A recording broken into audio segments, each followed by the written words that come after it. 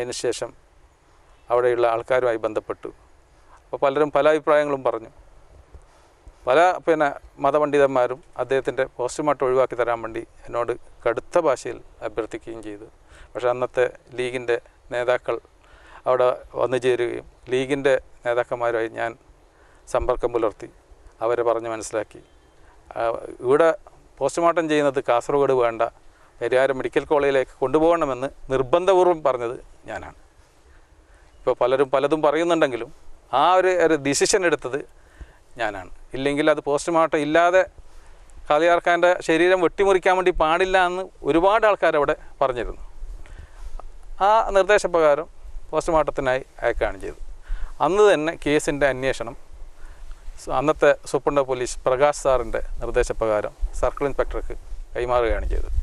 അത് sub inspector അന്വേഷിക്കേണ്ട ഒരു കേസായിട്ടും അത് സർക്കിൾ ഇൻസ്പെക്ടർ കൊടുത്തത് അതിൻ്റെ പ്രാധാന്യം അനുസരിച്ച് സർക്കിൾ ഇൻസ്പെക്ടർ അന്വേഷിക്കട്ടെ എന്നുള്ളത്. ആ കേസിൽ ഞാൻ ഇതുവരെ ഒരു കടലാസ് പോലും എഴുതിയിട്ടില്ല. ആ കേസിൻ്റെ അന്വേഷണം ഞാൻ എടുത്തിട്ടുമില്ല.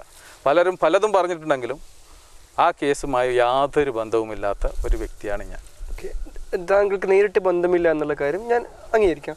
പക്ഷേ ഒരു മേലുദ്യോഗസ്ഥൻ എന്ന നിലയിൽ താങ്കൾ ആ കേസിൻ്റെ അവസ്ഥ എന്താണ്, ഗതിവിഗതികൾ എന്താണെന്ന് തീർച്ചയായും താങ്കൾ മനസ്സിലാക്കിയിരിക്കും. താങ്കളെപ്പോലൊരു പോലീസ് ഉദ്യോഗസ്ഥൻ. അതിനെ ഞാൻ ആദ്യം വന്ന ചോദ്യത്തിലേക്ക് തന്നെയാണ്. ആ ചോദ്യത്തിന് കൃത്യമായ ഉത്തരം എനിക്ക് ഇനിയും ലഭിച്ചിട്ടില്ല. അത് യഥാർത്ഥത്തിൽ ആത്മഹത്യയായിരുന്നു അല്ലെങ്കിൽ കൊലപാതകമായിരുന്നു? ഞാൻ ഒരിക്കലും ആ കേസ് അദ്ദേഹത്തിൻ്റെ മരണം ആത്മഹത്യയാണെന്ന് എനിക്ക് തോന്നിയിട്ടില്ല. ഒരിക്കലും തോന്നിയിട്ടില്ല. ആ ആത്മഹത്യയാണെന്ന് എൻ്റെ മേൽ വെച്ച് കെട്ടിയവർക്ക് പല ഉദ്ദേശങ്ങളും ഉണ്ടായിരിക്കണം.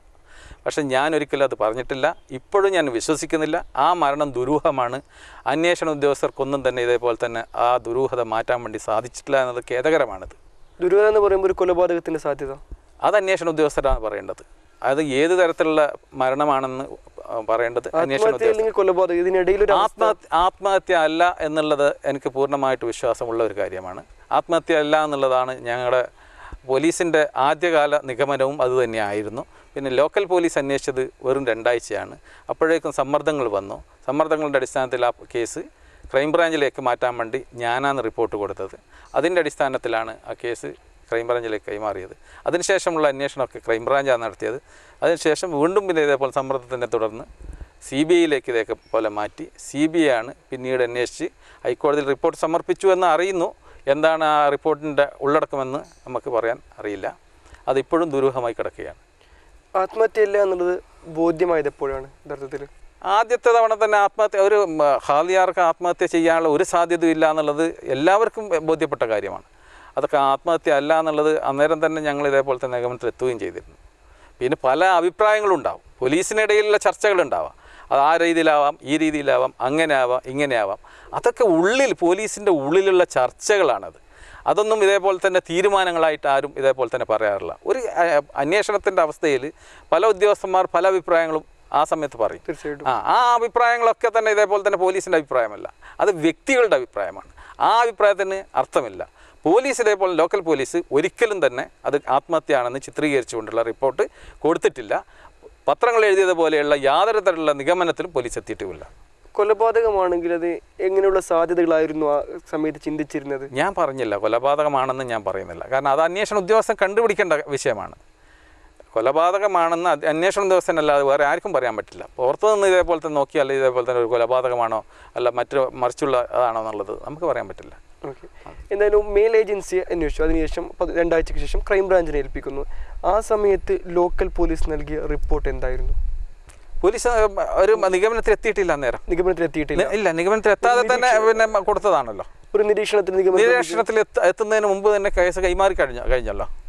അപ്പോൾ തുടർന്ന് വന്ന അന്വേഷണ സംഘങ്ങളെ അല്ലെങ്കിൽ ഇതൊരു ആത്മഹത്യ അല്ല എന്ന് ബോധ്യപ്പെടുത്താൻ താങ്കൾ ശ്രമിച്ചിരുന്നു, അല്ലെങ്കിൽ ഈ അന്വേഷണ ഉദ്യോഗസ്ഥർ ശ്രമിച്ചില്ല? ഞാൻ അന്നേരം തന്നെ പ്രൊമോഷനായി പോയില്ലേ. എൻ്റെ പ്രൊമോഷൻ ഈ സംഭവം നടന്ന് 1 മാസത്തിനുള്ളിൽ തന്നെ ഞാൻ പ്രൊമോഷനായി. ഞാനവിടെ മലപ്പുറം കമാൻഡൻ്റായിട്ട് ഞാൻ പോയി. അതിനുശേഷം ഈ കേസുമായിട്ട് ബന്ധപ്പെടേണ്ട ഒരു കാര്യമില്ല. ഞാൻ റേഞ്ച് മാറിപ്പോയി. എങ്കിലും ആ കൈമാറുന്ന സമയത്ത് താങ്കൾ ഉണ്ടായിരുന്നല്ലോ ഇവിടെ. അത് സർക്കിൾ ഇൻസ്പെക്ടർ പിന്നെ രീതിയിലുള്ള കൈമാറ്റമല്ലേ. സർക്കിൾ ഇൻസ്പെക്ടർ റിപ്പോർട്ട് സമർപ്പിച്ചു, അത് അവർ കേസ് ഏറ്റെടുത്ത സമയത്ത് ആ പുതിയതായി വന്ന അന്വേഷണ സംഘത്തെ ഇതുമായി ബന്ധപ്പെട്ട എന്നെ ചോദ്യം ചെയ്ത ഒരേ ഒരു ഉദ്യോഗസ്ഥൻ CBIയിലെ ഉദ്യോഗസ്ഥനാണ്. അദ്ദേഹം എന്നെ ചോദ്യം ചെയ്തത് പത്രത്തിൽ ഇതേപോലെ തന്നെ വാർത്തകൾ വന്നതിൻ്റെ അടിസ്ഥാനത്തിലുള്ള ചോദ്യം ചെയ്യലായിരുന്നു. പക്ഷെ അത് അദ്ദേഹത്തിന് ബോധ്യപ്പെട്ടു. ഒരു പത്രക്കാരുമായിട്ട് ഞാൻ അന്ന് ബന്ധപ്പെട്ടിട്ടില്ല, ഇത് ആരോപിക്കപ്പെടുന്ന പത്രക്കാരുമായിട്ട് തീരെ ബന്ധപ്പെട്ടിട്ടില്ല എന്നുള്ളത് അവർക്ക് ഇതേപോലെ തന്നെ എൻ്റെ കോൾ ലിസ്റ്റ് വരെ പരിശോധിച്ചതിന് ശേഷമാണ് CBI എന്നോട് തന്നെ പറഞ്ഞു, നിങ്ങളെ കോൾ ലിസ്റ്റ് ഞങ്ങൾ പരിശോധിച്ചിട്ടുണ്ട് സാർ, നിങ്ങൾ ഇതേപോലെ തന്നെ ആ പത്രക്കാരനായിട്ട് ഈ സംഭവത്തിന് മുമ്പോ അതിന് ശേഷമോ വിളിച്ചിട്ടില്ല എന്നുള്ളത് ഞങ്ങൾക്ക് വ്യക്തമായിട്ടുണ്ട്. CBI ചോദിച്ചത് ഈ പത്രക്കാരനുമായി ബന്ധപ്പെട്ട ഇഷ്യൂ മാത്രമായിരുന്നു. അതും ഈ മരണത്തിന് ഇതേപോലെ തന്നെ മരണ ദിവസം നിങ്ങൾ പോയിട്ട് എന്താണ് നിങ്ങൾ കണ്ടത് എന്നുള്ള ആ കാര്യങ്ങളാണെന്നുള്ളത്, ആ കാര്യങ്ങളൊക്കെ വിശദമായി ഇതേപോലെ തന്നെ പറഞ്ഞു കൊടുക്കുന്നു. എൻ്റെ നിഗമനങ്ങളോ മറ്റൊന്നും ചോദിക്കില്ല. കാരണം എന്ന് വെച്ചാൽ ഞാൻ അന്വേഷിക്കാത്തൊരു കേസിൻ്റെ എൻ്റെ നിഗമനങ്ങളെ കുറിച്ചിട്ട് അർത്ഥമില്ലല്ലോ, അത് ചോദിക്കുന്നതിൽ അർത്ഥമില്ലല്ലോ.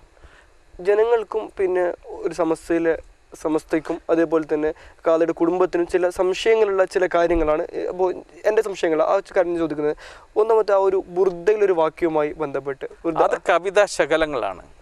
ആ ബുർദ വാക്കുകൾ കവിതാ ശകലങ്ങളാണ്. അതും മരണമായി യാതൊരു ബന്ധവുമില്ല. അതിന് ആത്മഹത്യക്കുറിപ്പാക്കാൻ താങ്കൾ ശ്രമിച്ചു എന്നുള്ളൊരു ആരോപണം അത് തെറ്റായ പ്രചരണമാണ്. അതിന് അങ്ങനെ ഒരു തലം കൊടുത്തത് തന്നെ എന്നോടുള്ള വ്യക്തി വൈരാഗ്യമുള്ള ചിലരാണ്. ആരാണ്? ഞാനത് എൻ്റെ സുഹൃത്തുക്കളാണ് ഇപ്പോൾ. ആ വ്യക്തികളൊക്കെ തന്നെ എൻ്റെ സുഹൃത്തുക്കളാണ് ഇപ്പോൾ. അതുകൊണ്ട് അവരെ ഞാനതൊന്നും പറയുന്നില്ല. അത് അങ്ങനെ പ്രചരിപ്പിച്ച വ്യക്തികളൊക്കെ ഇപ്പോൾ എൻ്റെ സുഹൃത്തുക്കളാണ്. അതുകൊണ്ട് അവരെ കുറിച്ചിട്ട് പറയാൻ ഞാൻ ഉദ്ദേശിക്കുന്നില്ല. ഒരു പത്രപ്രവർത്തനം കൊണ്ടുവന്നു എന്നുള്ളത് യാഥാർത്ഥ്യമില്ല, വസ്തുതയല്ല. പത്രപ്രവർത്തനം ഞാൻ കൊണ്ടുവരേണ്ട കാര്യമില്ല. കാരണം ആ സമയത്ത് ഇതേപോലത്തെ ഒരുപാട് പത്രപ്രവർത്തകരുണ്ടായിരുന്നു. കാസർഗോഡ് വാർത്തയിൽ മിനിയാന്ന് എന്നോട് ബന്ധപ്പെട്ടപ്പോൾ അയാൾ എന്നോട് പറഞ്ഞു, ഞാനുണ്ടായിരുന്നു സാർ അവിടെ, നിങ്ങൾ ആ എഴുത്ത് നോക്കുന്ന സമയത്ത്. അപ്പോൾ ഞാൻ ചോദിച്ചു, ഞാൻ അങ്ങനെ വല്ലതും ആത്മഹത്യാകുറിപ്പോ എന്ന് പറഞ്ഞോ നിങ്ങളോട്? ഇല്ല സാർ ഒന്നും വേണ്ടിയിട്ടില്ല, അത് നിങ്ങൾ കാണിക്കാനേ കൂട്ടാക്കിയില്ലല്ലോ, ഞങ്ങൾക്ക് തന്നില്ലല്ലോ സാർ എന്ന് പറഞ്ഞു. അങ്ങനെ പറഞ്ഞവരാണ് പിന്നീട് ഞാൻ ഈ ആത്മഹത്യാകുറിപ്പ് പത്രത്തിന് കൊടുത്തു എന്നുള്ളത്. പത്രത്തിന് ഒരു കാലത്തും കിട്ടിയിട്ടില്ല. അത് പിന്നീട് എപ്പോഴാണ് കിട്ടിയെന്ന് എനിക്കറിയില്ല. അത് അപ്പോൾ താങ്കൾ ഇപ്പോൾ ആരോപണം ഉന്നയിച്ചവർ താങ്കൾക്കെതിരെ ഇത്തരത്തിലുള്ള പ്രവർത്തനത്തിൽ താങ്കളുടെ സുഹൃത്തുക്കളാണ്. ഇപ്പോൾ റിട്ടയർമെൻറ്റിന് ശേഷം സുഹൃത്തുക്കളാണ്, അല്ലെങ്കിൽ താങ്കൾ അങ്ങോട്ട് സൗഹൃദം സ്ഥാപിക്കുകയായിരുന്നു, എങ്ങനെയാണ്? അതൊരു പേഴ്സണലായിട്ടുള്ള കാര്യമല്ലേ, അതിന് ഒരു ആവശ്യമുണ്ടോ? ഞങ്ങളിതേപോലെ തന്നെ നാട്ടുകാരാണ്, മുമ്പേ സുഹൃത്തുക്കളായിരുന്നു, ഇടക്കാലത്ത് സുഹൃത്ത് പിരിഞ്ഞ ആൾക്കാരാണ്, വീണ്ടും സുഹൃത്തുക്കളായി, അത്രയേ ഉള്ളൂ.